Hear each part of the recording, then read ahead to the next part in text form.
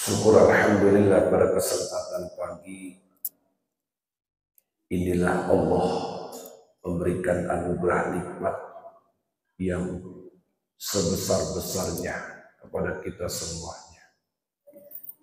Tidak ada sebuah kenikmatan selain kenikmatan iman serta ketakwaan yang Allah berikan pada diri jiwa hamba-hambanya. Dan yang kedua, tidak ada sebuah kenikmatan yang paling nikmat, yaitu ketika Allah berikan kita nikmat sehat untuk ibadah kepadanya. Dan tidak ada kenikmatan yang paling nikmat selain Allah berikan kita nikmat panjang umur untuk beribadah, patuh, tunduk kepada Allah Subhanahu wa Ta'ala. Semoga rukuk dan sujud kita diterima oleh Allah Subhanahu wa Ta'ala. Amin ya rabbal alamin. Bapak Ibu yang dimuliakan Allah Subhanahu wa Ta'ala, saya kutip dari surah Yasin, satu ayat yang saya ambil pada kesempatan pagi yang mulia ini, bahwa kita ini adalah seonggok daging yang diciptakan tulang oleh Allah, lalu diberikan ruh oleh Allah Subhanahu wa Ta'ala. Maka sudah sepatutnya bagi kita di bulan suci Ramadan ini mengukir amal-amal soleh, amal-amal kebaikan yang kelak sepanjang kehidupan kita, pangkal dari perjalanan panjang kita itu adalah kematian. Dan sepanjang kematian kita, sepanjang perjalanan kehidupan kita di alam kubur itu, pangkal akhirnya adalah yaumul hisab. Maka Allah katakan dalam surah Yasin, yang saya kutip satu ayat pada surah Yasin itu, A'udzu billahi minasyaitonir rajim. Bismillahirrahmanirrahim. Inna nahnu nuhyi mauta wa naktubu ma qaddamu wa atharahum wa kulla syai'in ahsaynahu fi imamin mubin. Kata Allah, inna nahnu nuhyil mauta. Kamilah yang menghidupkan kalian sesudah kalian mati. Dalam kitab tafsir Ayatul Ahkam dikatakan di sana bahwa nanti manusia yang dulu pernah dihidupkan oleh Allah Subhanahu wa Ta'ala lalu dimatikan oleh Allah, dan disitulah Allah hidupkan kembali. Di dalam tafsir Muyassar bahwa perjalanan panjang manusia selama dulu ia tinggal di atas dunia, kelak pada akhirnya nanti Allah matikan dan Allah hidupkan kembali. Di dalam kitab tafsir Munir dikatakan bahwa manusia yang dulunya mati lalu dihidupkan oleh Allah dan kelak akan dimatikan lagi oleh Allah dan kelak akan dihidupkan kembali oleh Allah. Seperti yang Allah katakan, wa kuntum amwatan fa ahyaakum tsumma yumitukum tsumma yuhyikum tsumma ilaihi turja'un. Bagaimana mungkin kalian itu bisa ingkar dan kufur kepadaku? bahwa kalian itu dulu mati, akulah dengan kekuasaanku, dengan keagunganku yang memberikan kehidupan kepada kalian.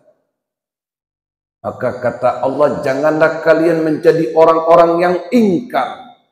Janganlah kalian menjadi orang-orang yang kufur setelah aku berikan kehidupan yang singkat ini.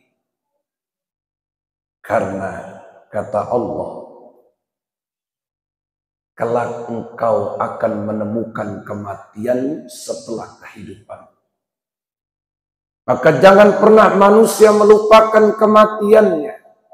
Sesuatu hal yang kalian tidak tahu tetapi itu pasti akan menimpa setiap makhluk yang hidup.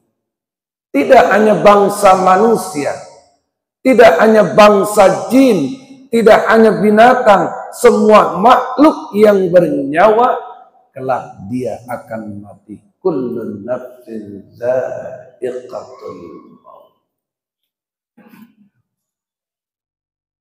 Maka setelah Allah matikan kita, lalu Allah hidupkan kembali, dan setelah itu kita semuanya dikembalikan kepada Allah yang memiliki jiwa-jiwa makhluknya.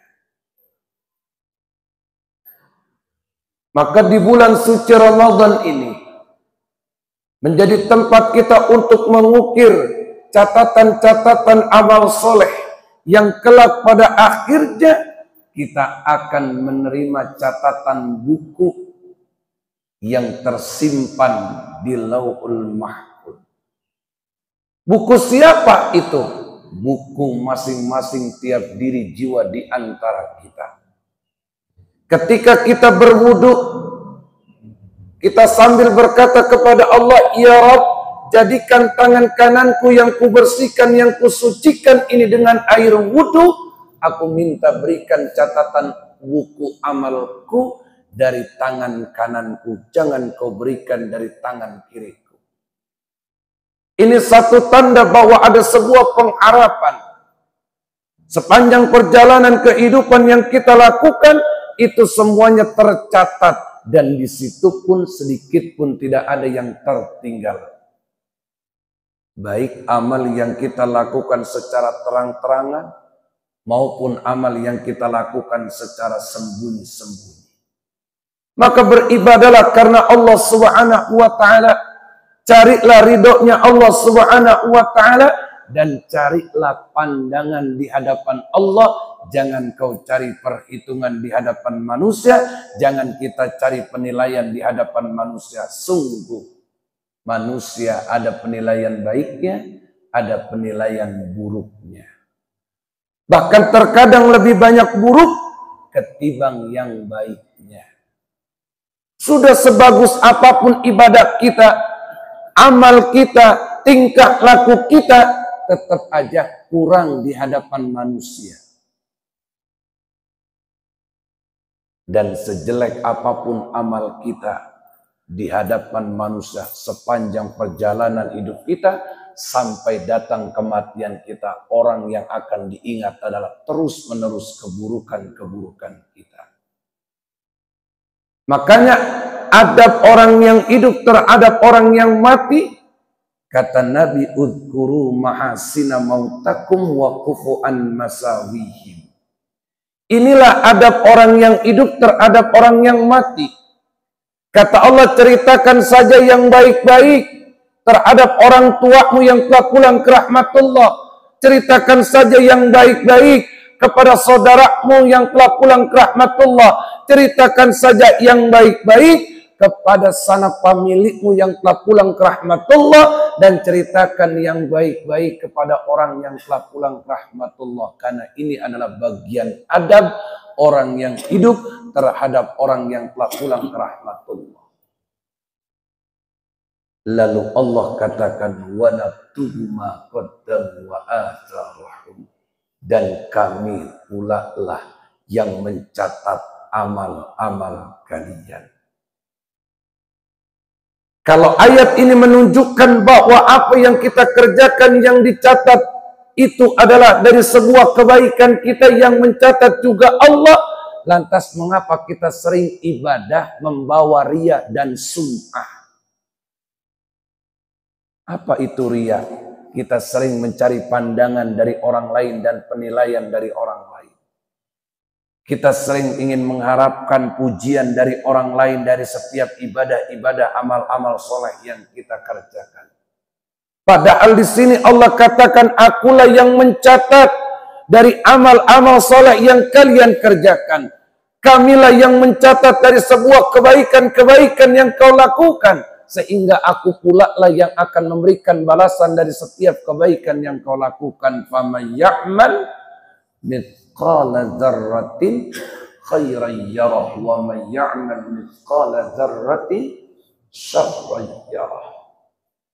Kalau memang itu sebuah kebaikan, sekecil apapun kebaikan itu, pasti engkau akan melihat balasan dari kebaikan yang dulu engkau pernah kerjakan semasa hidupmu.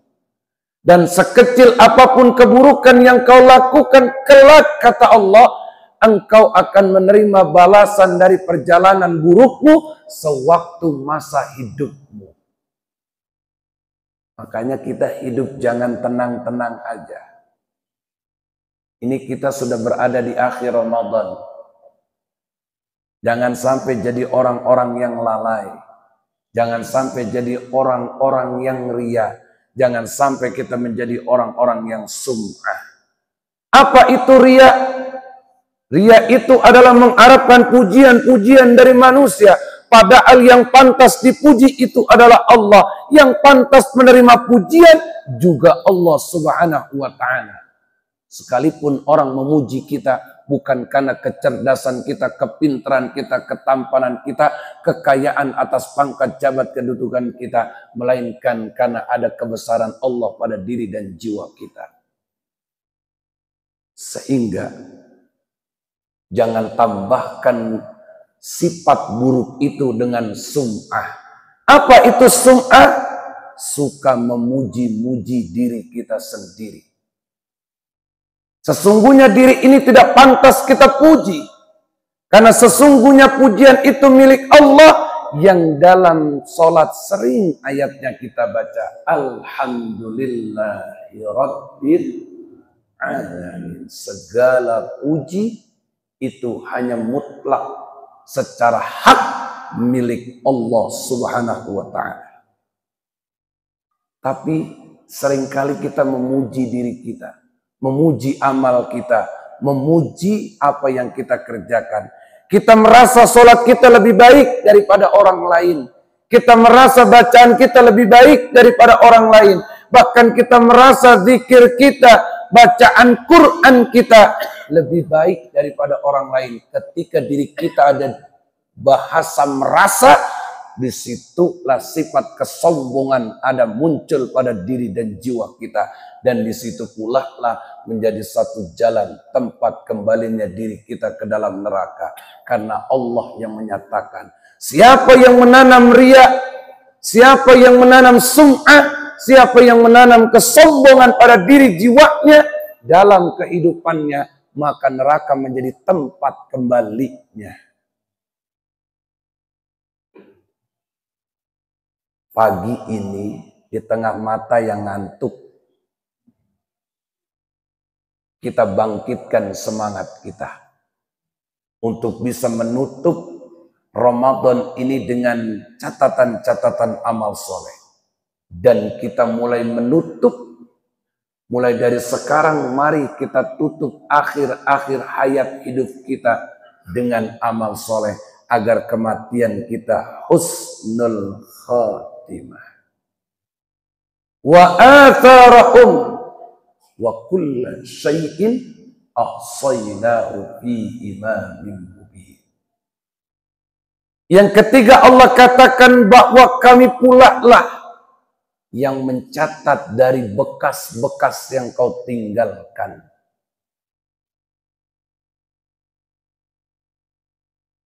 Tadi yang kedua Allah mencatat dari sebuah amal-amal kebaikan yang kita kerjakan di alam dunia. Dan yang ketiga Allah catat dan Allah yang menegaskan bahwa kami pula lah yang mencatat bekas-bekas yang kau tinggalkan antara kebaikan dan keburukan di masa perjalanan kehidupanmu. Pak, contoh kecil aja. Andai kata bapak kita nih minum aqua, ya, itu ada sedotan yang kita pakai alat untuk bantu minum. Itu sedotan yang kita anggap benda mati, ternyata itu menjadi catatan dari bekas-bekas yang pernah kita tinggalkan. Kalau bekas yang kita tinggalkan itu kebaikan, maka selamanya akan berbuah kemuliaan. Kalau yang kita tinggalkan bekas keburukan, selamanya akan membawa kesengsaraan dan kehinaan. Siapa yang sekarang suka gemar main judi online, nanti akan menjadi bekas keburukan sepanjang akhir hayat sampai nanti dihidupkan kembali. Siapa yang suka main gaplek, itu juga nanti akan menjadi bekas-bekas yang dia tinggalkan dari kemaksiatannya. Siapa yang suka mancing sampai ninggalin sholat, itu juga nanti kail dan jorannya menjadi bekas perjalanan mancingnya. Ada tukang mancing, jangan nengok muka sebelah ngomongin mancing. Awas, ada yang suka main gaplek, ada.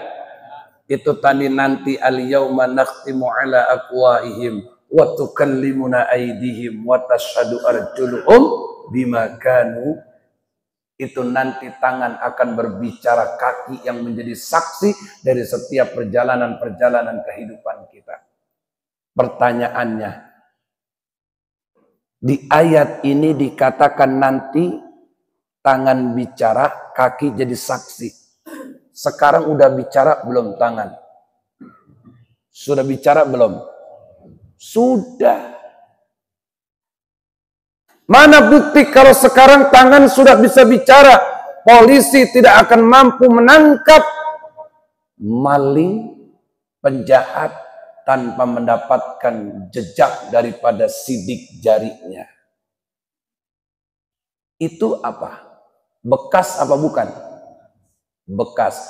Ternyata bekas sidik jari yang dia tinggalkan mampu menjadi petunjuk siapa penjahatnya, siapa dalangnya, dan siapa yang harus kita tangkap dan lalu kita berikan sebuah siksaan dari kejahatannya, dan siapa yang pantas masuk ke dalam penjara. Ini satu gambaran bahwa jejak sidik jari yang dianggap belum berbicara ternyata sudah bisa bicara dan menjadi petunjuk. Maka sidik jari dari amal perbuatan kita semuanya nanti akan menjadi satu petunjuk bahwa kita akan mendapatkan balasan dari tiap-tiap perbuatan. Setelah itu menjadi petunjuk lalu dicatat. Di mana dicatatnya? Yaitu di buku-buku catatan kita yang tersimpan rapi di Lauhul Mahfuz. Kapan buku itu diserahkan? Sebelum datangnya bulan suci Ramadan, ada satu bulan di mana kita telah mengembalikan buku catatan itu, yaitu malam nisfu Sya'ban. Apakah di saat itu kita tidak takut bahwa catatan-catatan kita adalah catatan dosa, catatan kemaksiatan, catatan kesombongan, catatan kelalaian? Apakah kita saat itu tidak malu menyerahkan buku gambarannya? Ketika rapot kita ada nilai 5 yang berwarna merah, apakah kita berani menyerahkan rapot itu ke hadapan orang tua kita?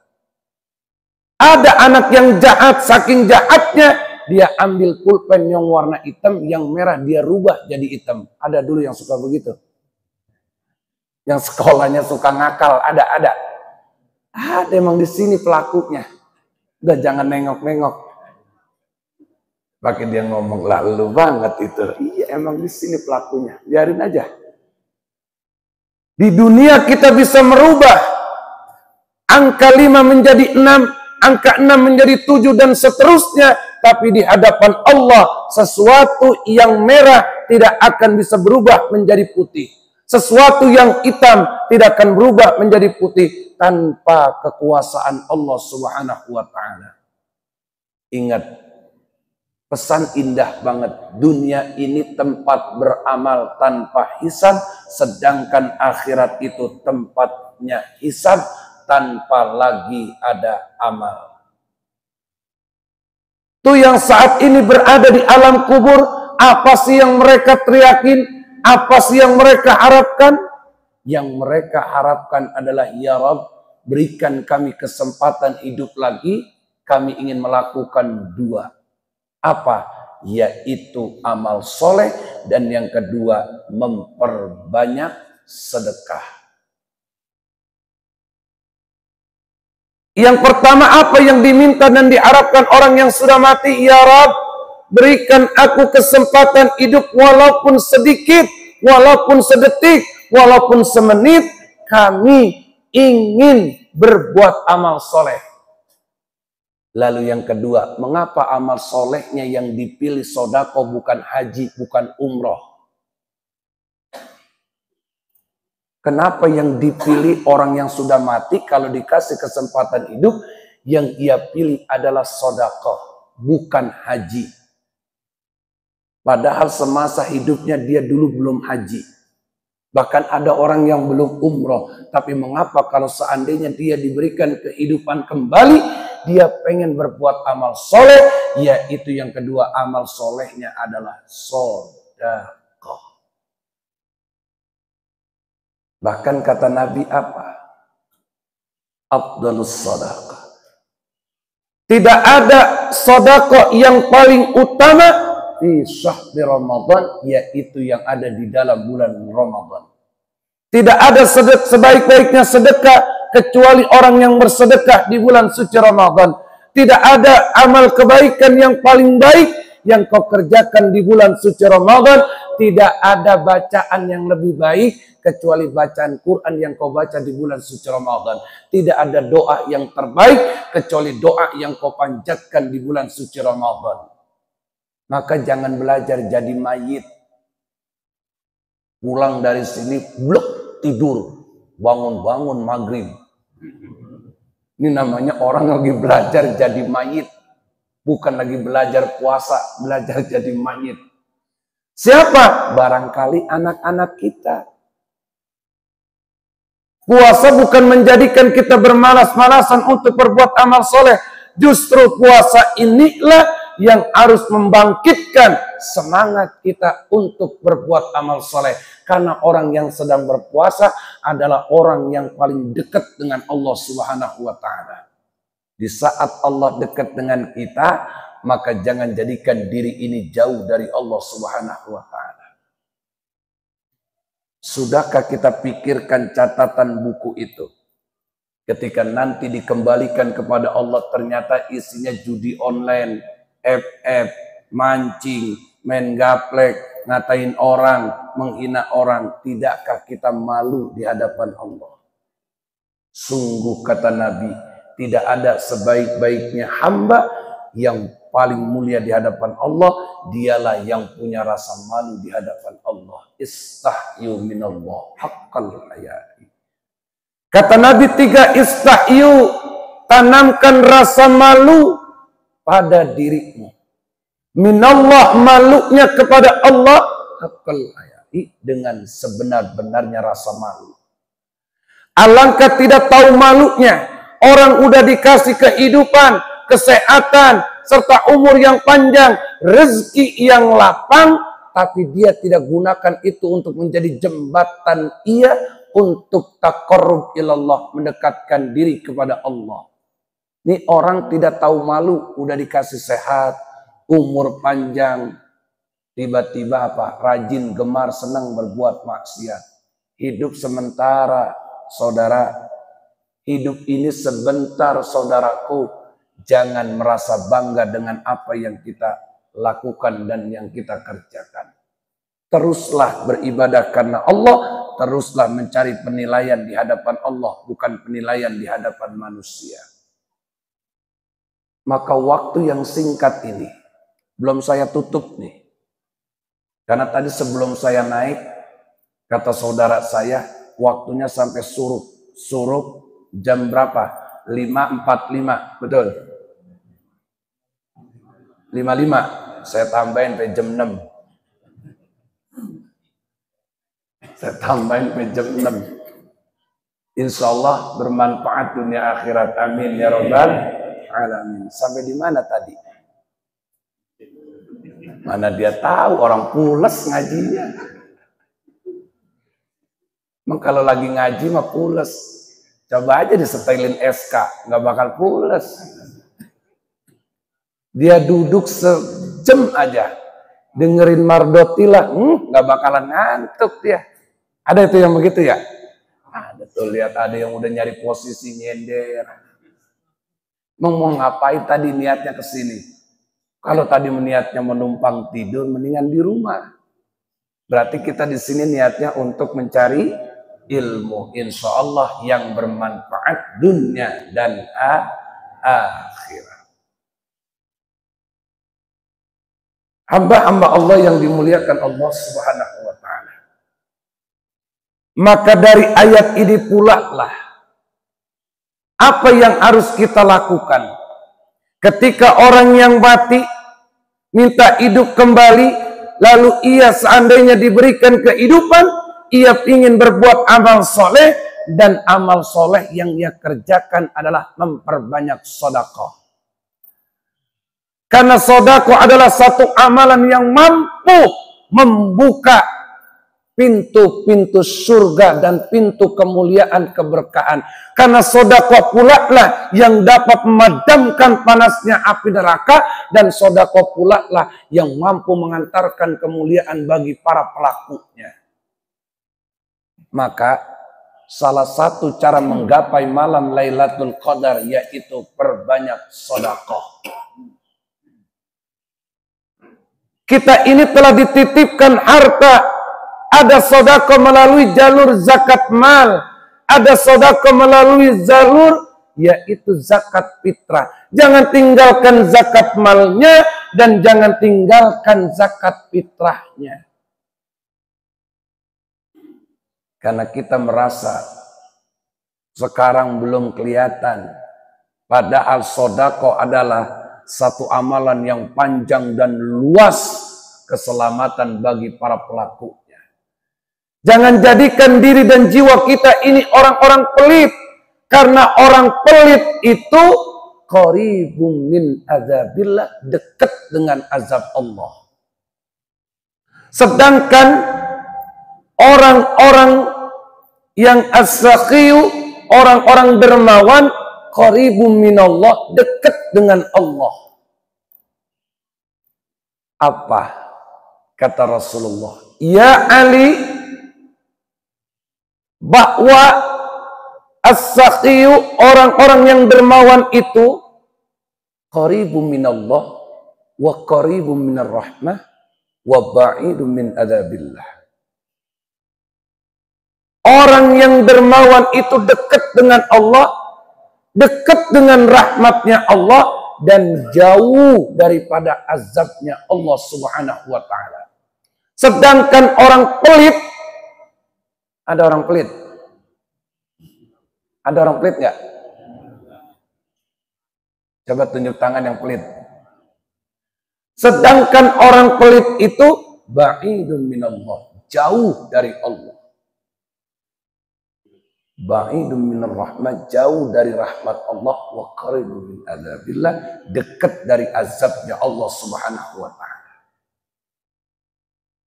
Kita jangan bicara tentang surga kalau masih di dalam diri kita ada sifat pelit. Karena lamma khalaqal jannah, ketika surga diciptakan oleh Allah Subhanahu wa ta'ala, surga bertanya, lima khalaqtani ya Rabb, buat siapa sih aku ini diciptakan? Pak, pengen masuk surga? Pengen masuk surga, pengen? Ya, sedikit aja. Ketika surga diciptakan oleh Allah, surga bertanya, ya Rabb, buat siapa sih aku diciptakan? Kata Allah, wahai surga, aku ciptakan dirimu untuk as-sakhiyyi wat-taqiyyi, Hai surga, aku ciptakan kamu untuk orang-orang yang dermawan. Yang kedua, untuk orang-orang yang bertakwa. Orang yang bertakwa pasti punya diri sifat dermawan. Orang dermawan itu pasti kaya. Saya ulangi, orang bertakwa pasti dermawan, orang dermawan pasti kaya. Kok begitu? Karena tidak semua orang kaya punya sifat dermawan. Ada orang kaya banget pelitnya, naudzubillah min dzalik. Saya nggak mau ngomong yang jelek dah. Ada bahasa orang Betawi itu jelek banget kalau ngeliat orang pelit. Dia mah pelitnya ke udah jangan disebut. Udah tahu dah itu jawabannya. Gue mah kalau ketemu dia gue enak mah pelitnya ke anu. Masya Allah, tabarakallah. Apa kata surga? Kalau memang aku buat orang yang dermawan dan buat orang yang bertakwa, aku ridho atas diri dan jiwa mereka. Lalu, qalan nar, berkata neraka, lima khalaqtani ya Rabb, kalau aku diciptakan buat siapa? Kata Allah, hai neraka, aku ciptakan dirimu untuk al-baqilu, buat orang-orang pelit. Saya tegasin lagi, buat orang pelit. Sekali lagi, buat orang pelit. Siapa itu? Siapa itu? Si pelit. Kata neraka, buat siapa ya Rabb? Buat orang-orang pelit yang mereka punya harta, cinta dengan hartanya, gemar memandangi hartanya, sibuk menjaga hartanya, yang kata Nabi, mereka adalah golongan orang-orang yang rugi karena terjerumus kehinaan pada hartanya sendiri. Kan banyak orang yang lantaran gara-gara hartanya menjadi hina, menjadi celaka dan sengsara. Enggak usah saya ngambil contoh orang sini. Kita ngambil contoh dari sejarah yang dirinya berikut rumah dan harta bendanya ditenggelamkan oleh Allah karena sifat pelitnya. Bapak tahu siapa namanya? Siapa namanya? Kenal bener sama saudara. Setiap aja macul nemu barang antik dia kata harta. Padahal itu harta pelit babanya yang dulu kesimpan. Nurunin ke dia dan dia yang nemuin. Ini yang sudah menjadi sejarah panjang. Bahwa orang pelit tidak akan berkah dan barokah hidupnya, umurnya, hartanya. Dari apa yang diberikan oleh Allah. Karena memang orang pelit tempatnya di neraka. Lalu yang kedua, buat siapa lagi ya Rabb? Neraka lagi. Lalu buat siapa lagi? Yang kedua, buat orang-orang yang sombong. Kita tarik benang merahnya. Orang sombong rata-rata pelit. Orang sombong biasanya pelit. Orang pelit rata-rata baru punya Honda Beat baru udah gak negor sama saudara. Baru beli mobil Ayla udah gak mau negor sama saudara padahal masih kredit. Yang kredit aja bisa sombong apalagi yang ini. Pelajaran, tanya diri kita, ada gak sih kesombongan pada diri kita? Ada gak? Jawab yang jujur, ada nggak? Ada, emang ini kita semua pelakunya. Padahal kita lahir nggak bawa apa-apa. Kita lahir tidak ada sebenang helai pun yang nempel di badan kita. Tapi begitu ada sesuatu yang hilang dari diri kita, harta kita, kita bilang apa? Duit gua hilang. Emang kapan lahir bawa duit? Ingat loh, kita lahir nggak bawa apa-apa. Jadi kalau ada yang hilang, Jangan bilang harta gua hilang, tapi itu semuanya kembali kepada Allah Subhanahu wa taala. Maka Ramadan ini menjadi untayan bagi diri kita untuk mengukir di sisa umur ini, yaitu amal-amal soleh. Mari kita hiasi catatan-catatan indah pada buku catatan kita. Mari kita ukir amal-amal ibadah untuk mengisi catatan-catatan buku. Apa yang harus kita lakukan? Satu, di akhir Ramadan ini, mari kita mulai iktikaf di masjid.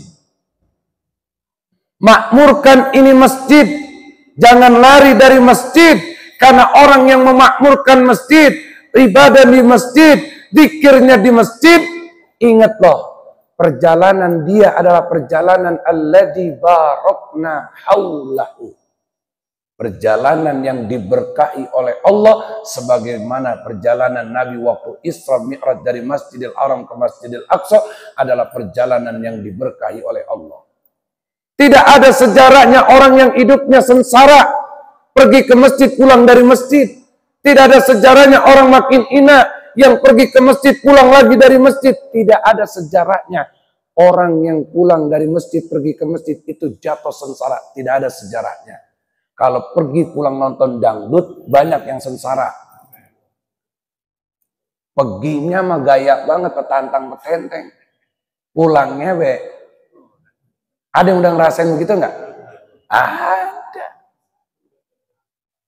Tidak ada sejarahnya. Maka mulailah kemarin malam, semalam sampai akhir, mulailah kita iktikaf di masjid. Lalu sudah sampai di masjid ngapain? Jangan bawa handphone, tinggalin itu handphone. Karena seringkali handphone membuat kita lupa ibadah. Sampai di masjid ngetik handphone mulu. Kacau ini orang. Tinggalin tuh semuanya. Pakai gamis, pakai koko, pakai minyak wangi. Bawa tasbih.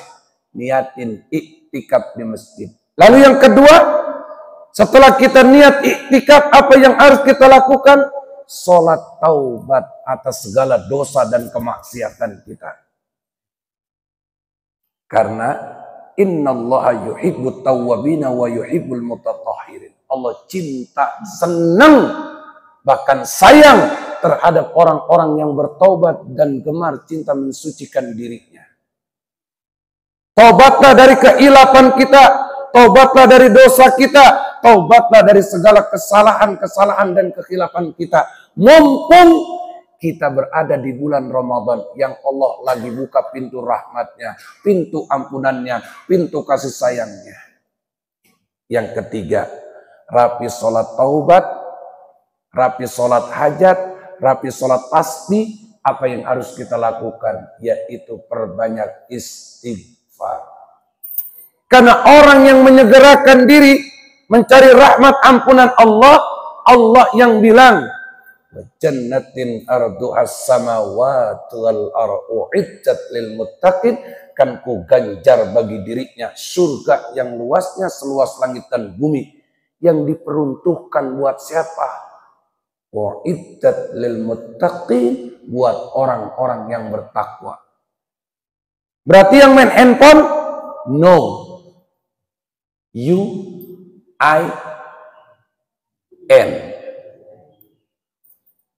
Buat siapa lagi? Buat orang yang kongkok sampai di masjid kongkok mulai jam 3. Apa buat dia? No. Tapi buat orang-orang yang mau mencari rahmat ampunan Allah. Dia mengakui atas segala dosanya. Yang ketiga, setelah kita beristighfar apa? Mulailah kita berzikir, menyebut dan mengagungkan asma Allah. Karena orang yang berzikir, jaminan dari Allah, ala bidzikrillahi tatmainnul qulub. Orang yang berzikir, menyebut dan memanggil nama Allah, hatinya diberikan ketenangan. Orang kalau hatinya sudah diberikan ketenangan, maka pikirannya tenang, pandangan tenang, pendengaran tenang, jalan kehidupannya pun diberikan ketenangan. Berarti selama ini kalau ada kehidupan kita yang tidak tenang, itu karena faktor hati kita yang tidak tenang. Karena Allah yang membolak-balikkan. Ingatlah. Allah katakan apa? Hati-hati. Fi sudurin nasi minal jin. Ada yang suka berbisik. Kalau yang berbisik dari bangsa goib, mungkin kita tidak tahu. Ada lagi yang lebih bahaya dari bangsa goib. Siapa? Yang berbisik adalah jin pala hitam. Mau kemana lu? Mau ke masjid? Bagus lu pakai ke masjid. Tumben amat. Udah mari Beni nonton bola ntar cakep nih main. Kagak jadi tuh ke masjid. Udah cakep banget setelan. Ketemu si Rudi Suryadi kagak jadi ke masjid. La ilaha illallah. Mau berangkat lagi Bang Mansur. Dipanggil sama Bang Rojak. Kagak jadi. Itu jin pala hitam yang lebih bahaya. Gara-gara lu nih gua jadi ke masjid.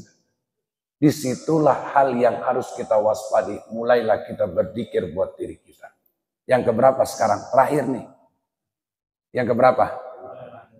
Yang keempat apa kelima? Yang kedua. Iktikaf. Terus ojo lali pae. Iya toh. Iktikaf, salat, istighfar, terus zikir kepada Allah. Yang terakhir, jangan pernah kita berbuat maksiat dari jalur meninggalkan doa. Ramadan adalah bulan di mana Allah buka hijab-hijab bagi hamba-hambanya. Siapa di bulan Ramadan yang ia bangun di tengah malam, man qama lailatul qadri imanan wa ihtisaban ghufira lahu ma taqaddama min dambi. Siapa yang berdiri di malam hari, yaitu di malam Lailatul Qadar, dengan keimanan dan ketakwaannya, Allah katakan, Rasulullah katakan apa? Dosanya akan diampuni oleh Allah, baik yang lalu maupun yang akan datang. Maka yang terakhir, jangan pernah tinggalkan doa. Karena sekecil-kecilnya maksiat adalah orang yang tidak pernah berdoa. Dan orang yang meninggalkan doa adalah ciri orang yang telah berbuat maksiat. Karena kata Nabi, tarkud doa maksiatun. Orang yang meninggalkan doa berarti dia telah bermaksiat kepada Allah. Kapan ini terjadi? Ketika imam sholat Jumat salam, ada yang langsung merah pulang. Betul nggak? Panggilan apa itu? Kalau di luar Ramadan, panggilan perut. Ada lagi panggilan apa? Kopi. Panggilan apa lagi? Udah jangan disebut rokoknya. Ini nih. Jadi kata Nabi, tarkud doa maksiatun. Orang yang meninggalkan doa, satu tanda dia telah bermaksiat kepada Allah. Maka kata Nabi, wahai umatku, jangan tinggalkan doa.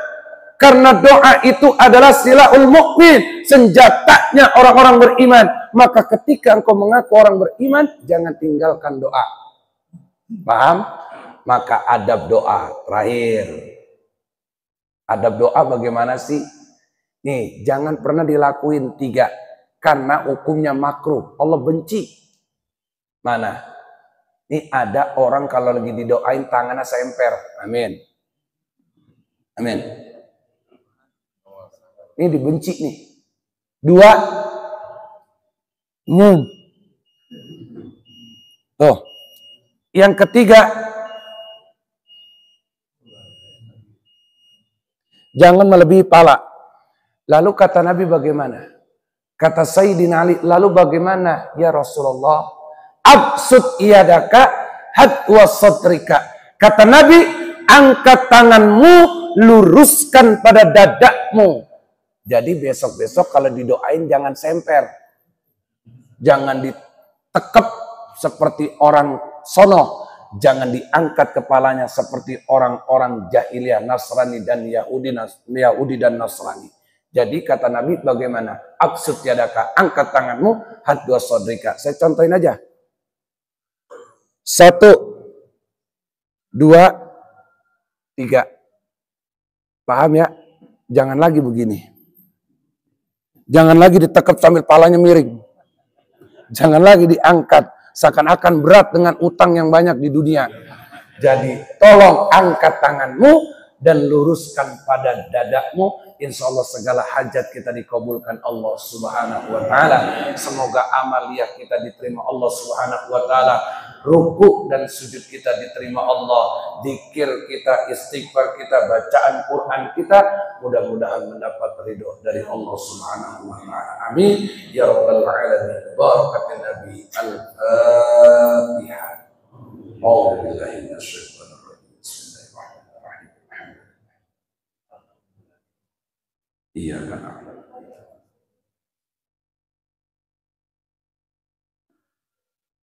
Wa'fu 'anni ya karim, wa'fu 'anni ya karim, wa'fu 'anni ya karim bi rahmatika ya arhamar rahimin. Allahumma bihaqqil Fatihah wa bisyirril Fatihah wa bi karamatil Fatihah wa bi syafa'atil Fatihah wa bil mu'jizatil Fatihah. Ya Allah ya farijal ham ya kashifal gham ya mad'abdihi yaghfir wa yarham ya dzal jalali wal ikram. Amitna 'ala dinil Islam wal iman da'wa bi subhanakallahumma wa tahiyyatu bi assalam wa akhiru da'wana alhamdulillahi rabbil alamin. Kurang lebih mohon maaf. Assalamualaikum warahmatullahi wabarakatuh. Waalaikumsalam warahmatullahi wabarakatuh.